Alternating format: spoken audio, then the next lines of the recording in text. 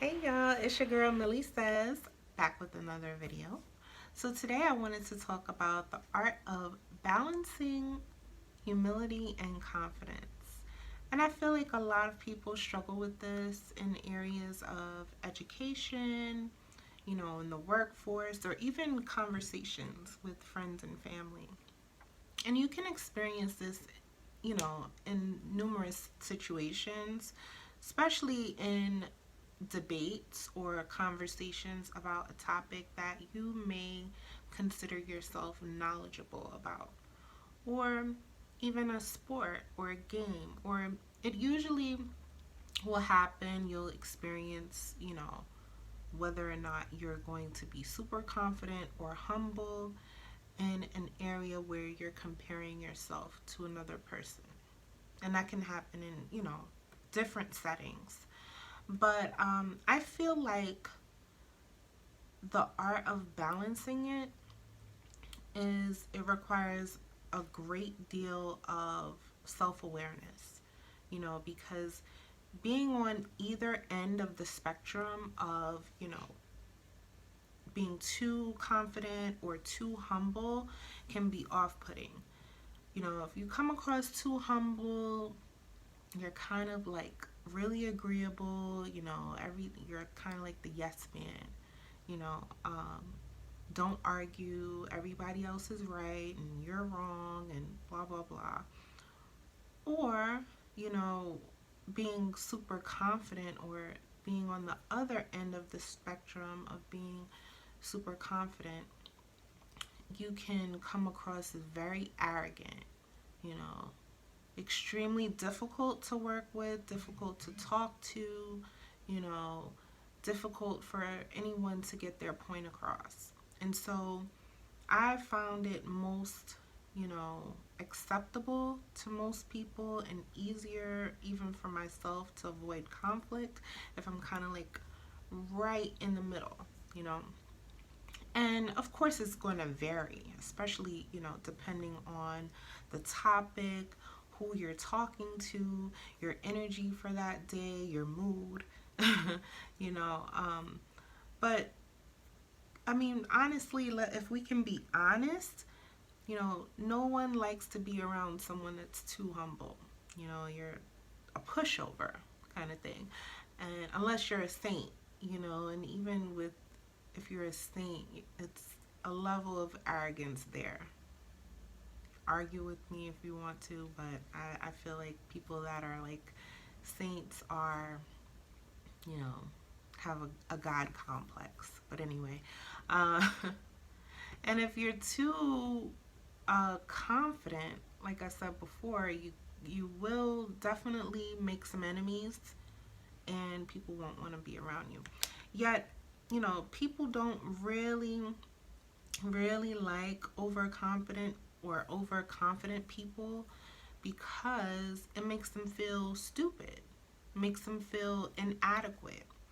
And that's mostly why people just don't want to be around those types of people, because no one wants to feel bad about themselves in your presence, you know.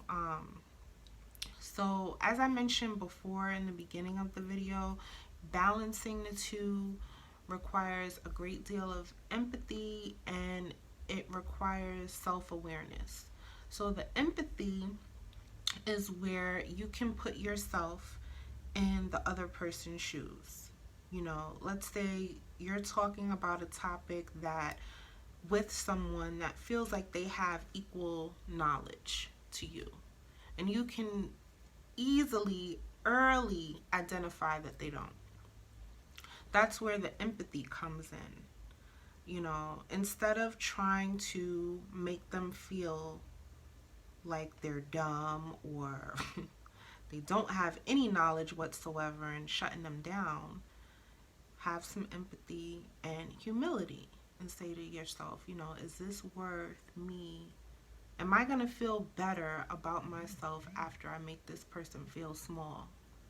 You know, um, what is it going to do for me long term? Uh, and that includes self awareness, because the self awareness comes in where you're saying,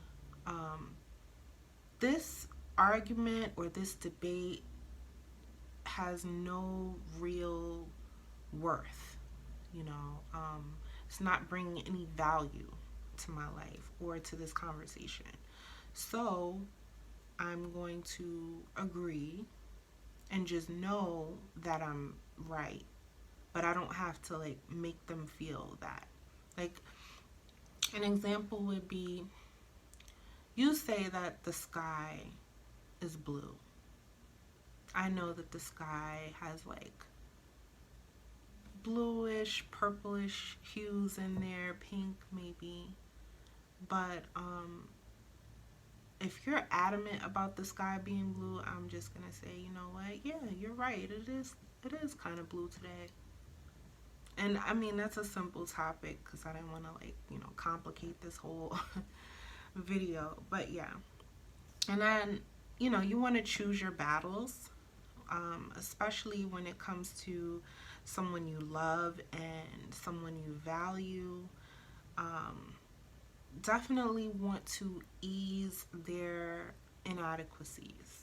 You know, if you feel like, if you sense, you know, that the conversation is going in a way where they're, you know, getting super defensive, and you're saying to yourself, wow, this person is really taking this personal, or this person really feels like, you know, bad about not knowing whatever I'm talking about, let me chill, you know, let me just relax for a minute.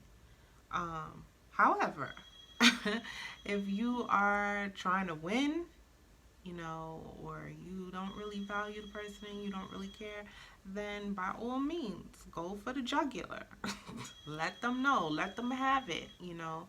But in normal, everyday life, I feel it's best to have a balance. You know, it makes your day run smoother, and if you're not a person that can let things go, you know, easily, and you tend to hold on to things and it messes up your day, that argument with you just trying to be right or you just trying to win could actually mess up your mood.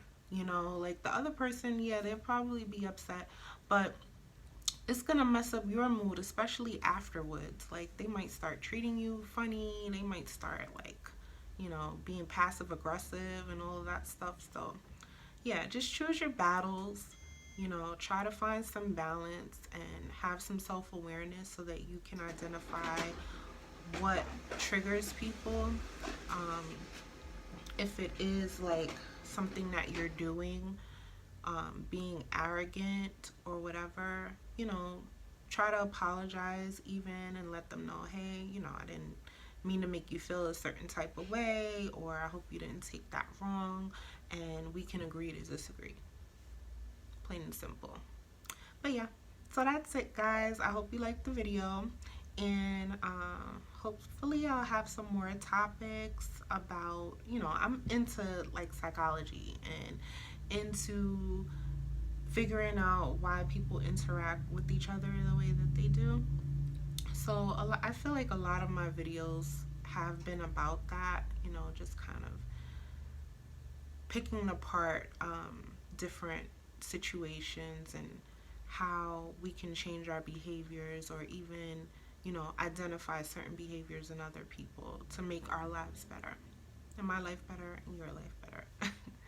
But hope to see you again in the next video. Bye.